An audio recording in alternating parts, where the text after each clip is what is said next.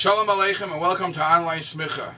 You know that one of the inyanim that separates the Yidden Lahavdil from Goyim is the way we dress. And many halachas are connected with this concept of Chukasayim Leiselechu, the Isser of Leilbash, Leisilbash, etc. One of the things that where Yidden stand out is the levush of a Yarmulka. What is that all about? Why do we wear yarmulkes? And when is it a chiyuv, a responsibility, and when is it perhaps a minig only to wear a yarmulke? And how important is a yarmulke?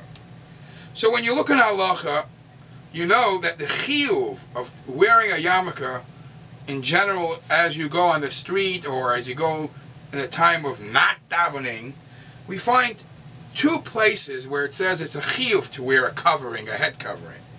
In Shulchan Aruch it says, when it lists off in Chumash, when it lists off the big day kahuna, the kohen as he walked into the Beis Hamikdash and did the different avodas, amongst the begadim that the kohen was responsible to wear, he had to wear a magbas, a covering, a hat, a cover.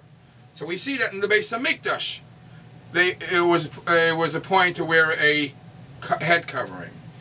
In Shulchan Aruch it says that when the dayanim judges judge a case, they have to sit bekisui harosh, because the Shechina is present. They're settling a case. They want to feel the presence of the Shechina. The dayanim have to have a kisui harosh. There's a brisa that says that one who is mevaker as a chayla, one who goes to visit the sick, he should be misatef beroishoy. He should cover his head, because the Chazal tell us that the Shechina is l'mayla from the chayla. Those are the halachic places where it says you should try to wear a head covering.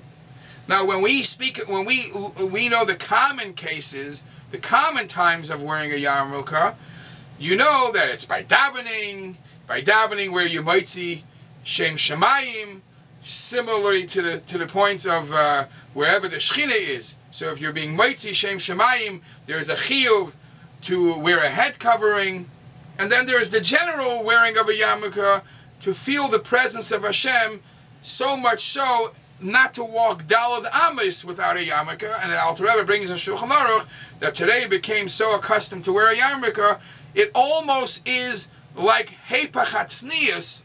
It's an area that's meant to be covered, just like other parts of the body. If they're usually covered and you don't cover it, it's a question of tznius. Today, because it's accepted to wear a yarmulke, it's a question of tznius, not wearing a yarmulke. Where does this yarmulke come from? Just in generally, not when you're doing an avodah, not when you're being mevaker achayla. And even the kohenim in the Beis Hamikdash, we find at certain times they actually took off the hat. As it says, when the kohenim would make the raffle for a Yom Kippur, or the raffle to know what the Seder Avodah, they would take off the hat and they would put it in the hat. So there was a period of time where he stood there without a hat, without a head covering. So where does this concept b'chlal of a head covering symbolizing something come from? So the Gemara tells us a story. But before the Gemara says, in Masechah Shabbos Daf Kuf Yud Ches Amud Beis, Rav Huna bereid Rav Yeshua loy maski dalad amis begili areish. Rav Huna bereid Rav Yeshua did not walk 4 amis, which is approximately 6 feet. He didn't walk with his head being uncovered. Omar, he would say, Shechina l'mayla mireishi. The Shechina is above me. I feel God's presence everywhere, so my yarmulke is my reminder of God's presence. So much so, actually, in some Sifrei Drush v'Chasidus, they say a yarmulke is symbolic, like a marriage ring, is symbolic, showing that this woman is married. So a yarmulke is a symbol that we have the presence of HaKadosh Baruch Hu wherever we go.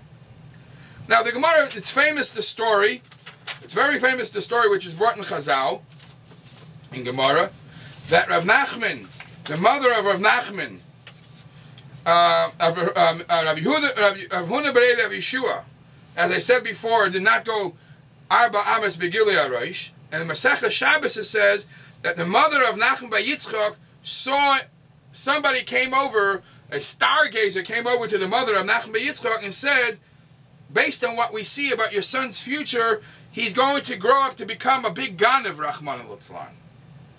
So when his mother heard the terrible news, she tried to do everything to protect him, that the mazel should not affect him. So she trained her kid, one of the things she trained her son, Rabbi Nachman, is always to wear a head covering. So he should always feel the presence of Hashem. And she always davened that the Yetzer Hara should not have any control over his behavior. And Rabbi Nachman never knew why his mother made him wear this head covering. One time the Yarmulka, the head covering, fell off, and Rabbi Nachman was looking around as a youngster, and he saw a bunch of dates hanging in a tree. Even though the dates were not his, Rav Nachman couldn't control his Yetzer Hara. He jumped up, took some of the grapes, and started biting into it.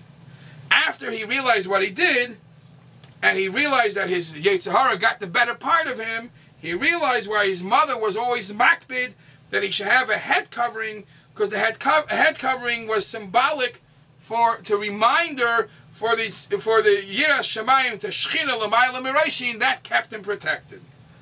Now, in the Sefer Memorim Tavshin Zayin, Amud 185, the Frierdiker Rebbe brings like this: Haraitzim lekabel aleim Oil Malchus Shemayim Shalema, those who want to have a complete Oil Malchus Shemayim, liyes kol devreim mechuvanim b'kavana pnimius, they want to have it all a set in the kavana pnimius, meaning even according to Kabbalah and Chassidus, mechatzim reisham b'shnei makifim, they cover the head twice.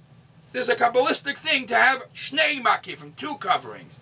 Some believe that the typical yarmulke that you get has a lining, and the lining perhaps is one covering, and the material on top of it is a second covering.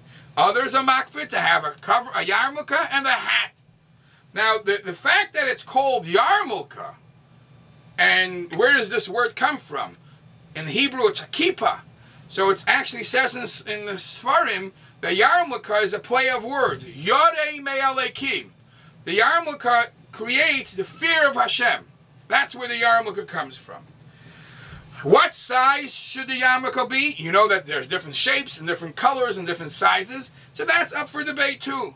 The Chachma Shleima, Rav Shlomo Kluger, said that the Yarmulka should cover Roiv Harosh.